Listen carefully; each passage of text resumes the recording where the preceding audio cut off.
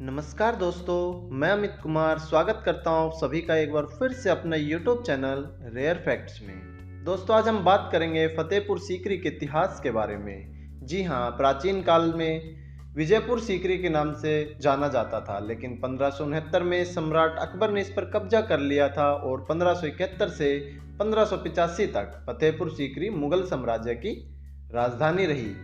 अकबर ने चित्तौड़ और रणथंभौर पर फतेह प्राप्त करने के बाद अपनी राजधानी को 23 मील दूर सूफी संत सलीम चिश्ती के पास स्थानांतरित करने की सोची। वहीं उन्होंने एक नए शहर बसाने की योजना बनाई। योजना बनाने में कुल 15 साल लग गए और बाद में अकबर ने कई सारे शाही महल, हरम, कोर्ट, मस्जिद, व्यक्तिगत महल और इमारतों का निर्माण करवाया। अकबर ने नए शहर का नाम भी फतेहाबाद रखा। फतेह एक अरबी शब्द है जिसका अर्थ विजय प्राप्त करना है और बाद में फतेहाबाद का नाम बदलकर फतेहपुर सीकरी रख दिया गया। इतिहासकारों के अनुसार ऐसा माना जाता है कि अकबर संतान प्राप्ति के लिए अजमेर में ख्वाजा मोइनुद्दीन चिश्ती की दरगाह पर गए थे और उनकी मुलाकात सूफी फकीर शेख सलीम चिश्ती से हुई।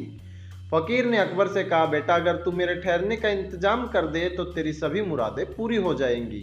उन्होंने फकीर शेख सलीम चिश्ती के रहने और खाने का इंतजाम सीकरी में ही करवा दिया। कुछ समय बाद अकबर की पत्नी जोधाबाई गर्भवती हो गई, जिसे बाद में उन्हें पुत्र रत्न की प्राप्ति हुई। पुत्र प्राप्ति से खुश होकर अकबर ने कहा कि जहां मेरे पुत्र का जन्म लिया है, मैं वहां एक नया नगर बसाऊंगा, जिसके बाद फतेहपुर सीकरी को बनाने की योजना आरंभ हुई। चलिए हम फतेहपुर सीकरी के अंदर बनी कुछ मुख्य इमारतें के बारे में जानते हैं। बुलंद दरवाजा। फतेहपुर सीकरी में बादशाह अकबर के समय के अनेक महल, भवन, प्रसादों तथा राजसभाओं के अवशेष आज भी देखे जा सकते हैं। बुलंद दरवाजा यहाँ की सर्वोच्च इमारत है, जिसकी ऊंचाई भूमि से 280 फुट है। इसका निर्माण 1602 ईस्वी में बादशाह गुजरात विजय के उपलक्ष्य में करवाया था। दीवाने खास। दीवाने खास या हॉल ऑफ प्राइवेट ऑडियंस एक वर्गाकार इमारत है।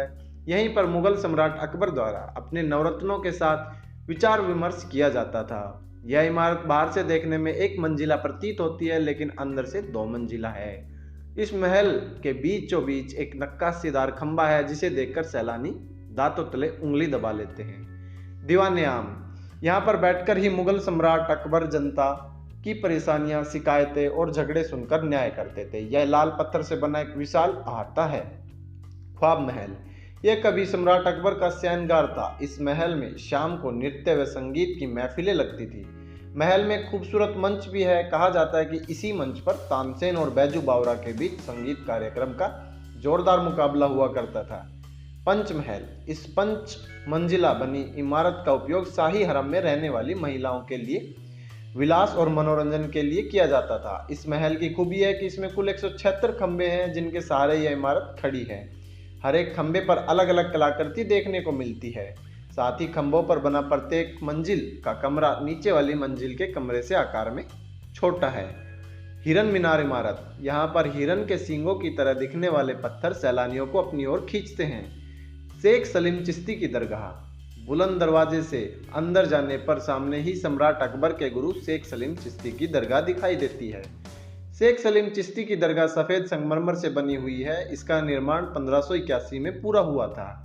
यहाँ पर देश विदेश के सभी धर्मों के श्रद्धालु लोग आकर यहाँ की नक्काशीदार खिड़कियों में लाल धागा बांधकर मन्नत मांगते हैं। जोधाबाई का महल।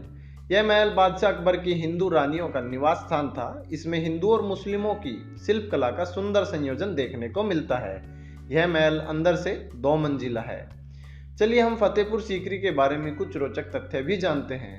बादशाह अकबर को इस शहर की योजना को तैयार करने में 15 वर्ष का समय लगा था। सन 1573 में यहीं से बादशाह ने गुजरात को फतेह करने के लिए प्रस्थान किया था।